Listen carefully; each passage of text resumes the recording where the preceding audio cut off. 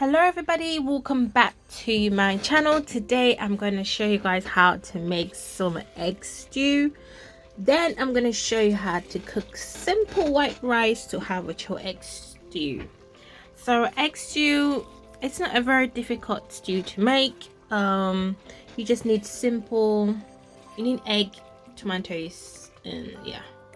So let's start with a pot of oil, and then we're gonna cut off 1.5 onions. So what I did, I chopped a whole onion, put 1.5 in my oil, and then I kept the half to put in later. Then we're gonna go in with our tomato puree, and then you're gonna put half amount of that in your onions and cook it on for about 10 minutes. Then we're gonna get some fresh tomatoes with some pepper. You can have fresh pepper or powder pepper, chili pepper, or chili powder. Then we're gonna go and we're gonna cook our tomato stew. Make sure you stir it, it's very important because it can get burned quite easily. And when that is done, you're gonna go in with your season. As you can see, that's the season that I used. So I use all-purpose, two types of all-purpose, salt, dry thyme. What else? I use a couple of seasonings. Okay, use the seasoning that you normally use or you like.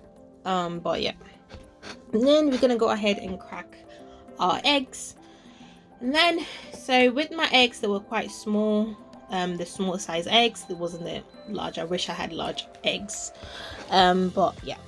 Then we're gonna season our eggs. This is optional, you can do so, it's up to you. So yeah, and the trick here is that you pour your eggs into the stew, and then you're gonna move it around slightly. I know I'm moving it quite around a lot. That's because the video is forward, so it looks like I'm doing it like mixing, but yeah. So you're gonna do that, and then you gonna leave it to cook, but keep an eye on it because it can get burned so quickly.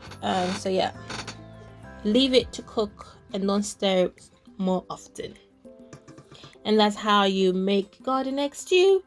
I went ahead and added some fish to it as well. I added some mackerel fillets, and yeah, you can have this with boiled yam. You can also have it with rice as well. There's other different things you can have it with, like plantain, like cooked plantain. You can have it with ripe plantain. Quite a few things you can have it with. I'm gonna show you the basic of cooking white rice. So I prefer to use some sort of fat at the base of my white rice. So I would normally go in with some oil, or I would go in with some butter. So if after you've rinsed your rice, you're gonna go ahead and add it to your pot, stir around, and then you're gonna go in with your water. So after you put your water in, lower your heat to medium heat. As I said, I'm showing the bare basic, okay? We're not going to go into how you have to measure it, but this is just the basic way.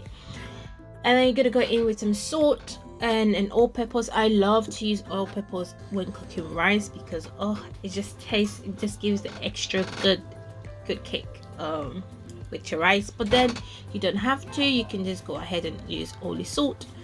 Now when your rice is almost ready, what I like to do, I like to fluff.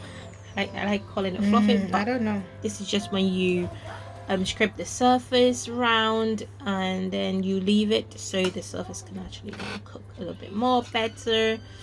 And then yeah, and you cover it for like 5 more minutes. Remember, make sure your stove is on a medium heat. Don't put it high. Don't ever put it high because it's gonna burn your And then we're gonna serve ourselves.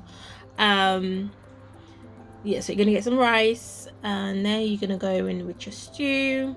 This is really nice. It's even best, or even tastes extra really good, if you had some fresh cut carrots in there. It gives you that kind of crunch taste and that texturized taste to it. I did not have any, so I didn't. Thank you everybody for watching. Stay blessed and stay safe out there. I'm gonna do a different video of the rice, how to cook rice. I'm gonna go into more details about it in my next video. Yeah, stay safe and stay blessed out there. Bye bye.